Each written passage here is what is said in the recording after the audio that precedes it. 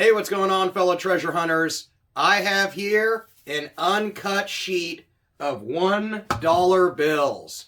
So, I thought before I get it framed, put it up on my wall, we would go through it and see if we can find anything that is collectible. Errors on them, things that are going to make them worth more than $1. But before we get to that, if you know where I should get this thing framed, Michaels, does Walmart do framing, or should I just buy one? Let me know. I've never got something framed before. All this stuff framed behind me, relatives were nice enough to do for me. So, give me your comments on where a good place to get things framed is, or let me know where a good frame is that I can buy. Anyway, let's get to searching this uncut sheet of $1 bills for rare banknotes.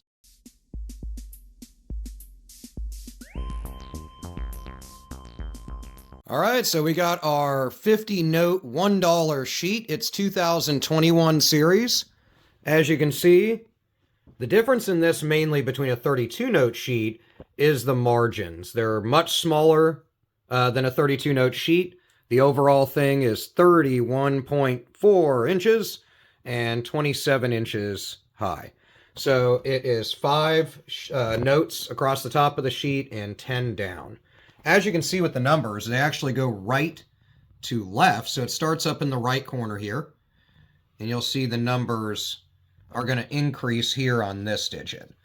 And then it's going to go like this, and then it'll start up here, and it'll go down, and then go around. And the actual plate identifiers, if you look at the top here, we can look and see this is A1, and then it's going to go through A5. If it'll focus, there we go, A5. And then, of course, it goes down from there. So B, C, D, all the way down to J1 through J5.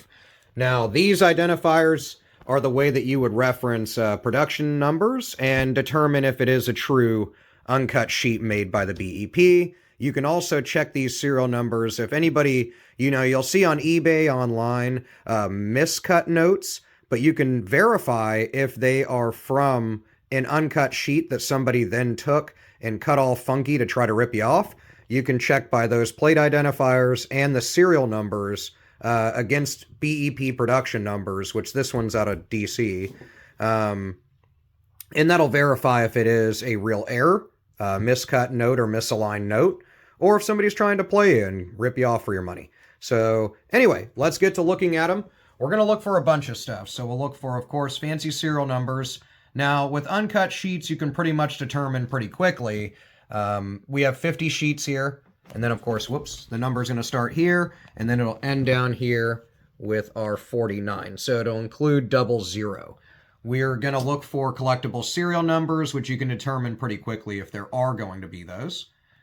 I've never seen an uncut star note sheet. They don't exist at all because they're not really printed and sold that way. So it would be crazy if they ever did sell one. But let's get to it. So first note, we'll start on the top right, and we'll go from there.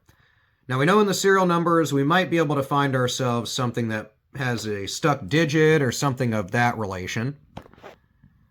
Nothing here on this one. I'm also looking for misalignments, ink issues, and things of that nature. Of course, we'll go onto the back here shortly after we finish the front of the sheet. So nothing crazy. The A here is going to be for Boston, of course. Going to correspond with the first letter of the serial number. I do have a video that goes over everything on $1 notes. As you can see, you have your indicator lines of the center of the sheet here, and an indicator line down, where is it? Right here, which is the other center point of the sheet. So that's more of your cut lines for production. Nothing so far. Of course, we have that kind of constant repetition of sevens. Would have been really cool to have a sheet with triple sevens in the front. They call those kind of lucky. I just bought a note that was one of those from the BEP also. So it came in a cool little folder thing. Other than that, they go through pretty good quality assurance. So far, nothing but really nicely printed notes. Mainly here, uncut sheets are sold as collector items, so they probably would really check the quality of it overall. Aside from that, nothing jumping out so far. Nicely printed. We got ourselves the start of a little bit of a stuck digit here.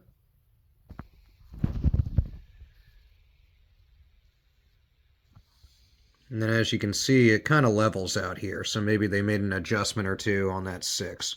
Oh, there it goes again. Kind of cool with the date there, 1862 on the end.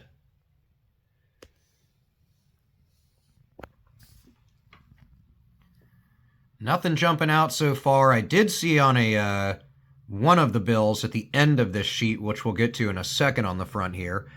But it does have a little stray inking, so I'm excited to see what the deal with that is when we get to the back of the sheet. So far, of course, people do a really good job of letting me know in the comments if they spot stuff. I have not seen anything out of place, but it's a beautiful uncut sheet, so I'm getting excited to get it framed and put it up. I'm going to take a trip up to DC here shortly again and go in and buy a couple other sheets of 2s and 5s and stuff. Get those framed. So let me know in the comments, like I asked in the beginning of the video, if you know where a good spot to get things framed is. Nothing crazy. Good repetition, though. I mean, there's a couple 7s. This one, you know, is nice. A little bit of a stuck digit on the serial number, but it's not dramatic enough to go, ooh, it's an error sheet.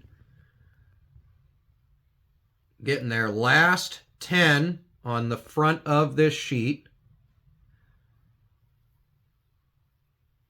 Nothing crazy so far. These are printed really nicely. You can even see really good example. Let me get this to focus. But you can see all these little fibrous materials that they put into the bills for durability factor. And that's through Crane & Company. It's partly cotton and linen.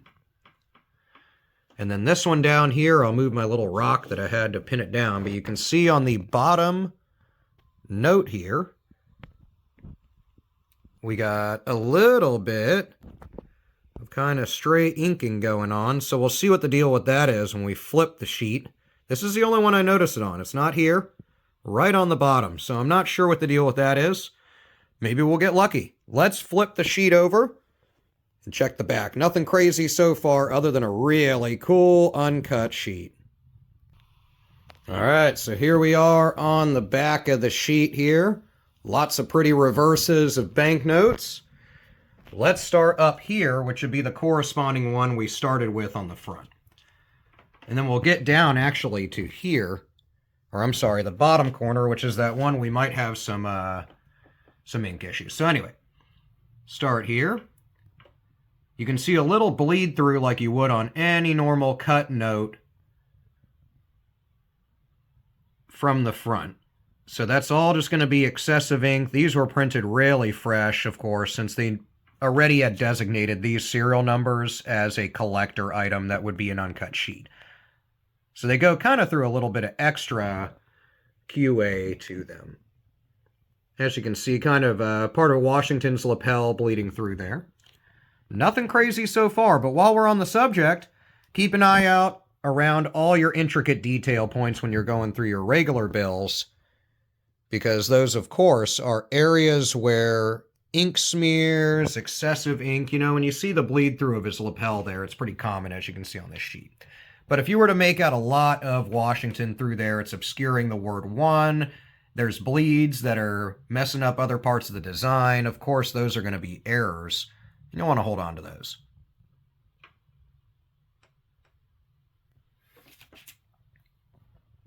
Getting down there. Nothing popping out. Beautifully printed. We wouldn't know on the actual alignment, of course, because it's an uncut sheet.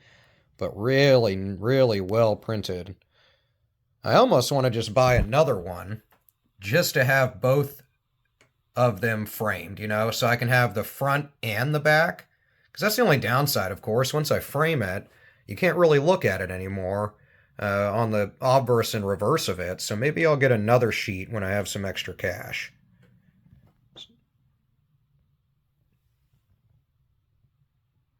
Nothing crazy. I didn't expect to find much, you know.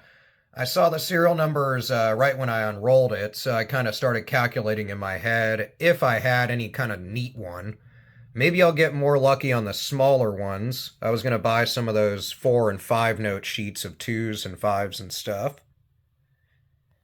Nothing else so far. Really cool, though. I thought this would just be a fun bill search. Hopefully you're already letting me know in the comments what you've been coming across.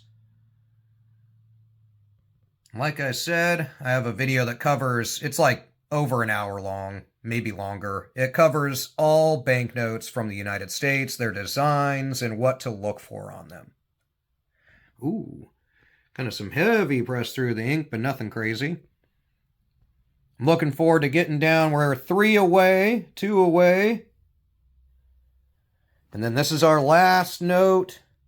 Here on the bottom right corner, I want to say our little, let's look at the front here. There's our kind of bleed through of ink, kind of a stray inking a little bit.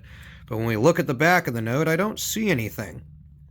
So hey, I'm not going to complain though. I still end up with this beautiful uncut sheet of $1 bills. All right, I had a lot of fun doing that. That was the first time I've ever had a chance to go through an uncut sheet, so I'm glad you got to share that time with me. I learned and kind of realized a couple of things. I didn't mention what I paid for it. It's right here on the side. I paid 86 bucks for this sheet. I think they went up a little bit, but correct me if I'm wrong. I also realized if I frame it, then I'm only going to see the front of them. So maybe I need to spend another $86, $100 or whatever, and get another one so I can frame them and you can see the front and back. I think that'd be kind of a cool display. So like I asked in the beginning of the video, if you could comment a good place to buy frames or get it framed, I've never done that myself and could use the help. So I appreciate it. I hope you enjoyed the video for kind of something that's a little offbeat, you know, searching an uncut sheet of notes. Hopefully I didn't blabber too much and you learned a little bit or I gave you some insight. But either way, I hope that you find all the next big treasures in your next coin and collectible search. Hit subscribe if you enjoy collectibles like the rest of us. And I'll see you in the next video. See you later, guys. Have a great day.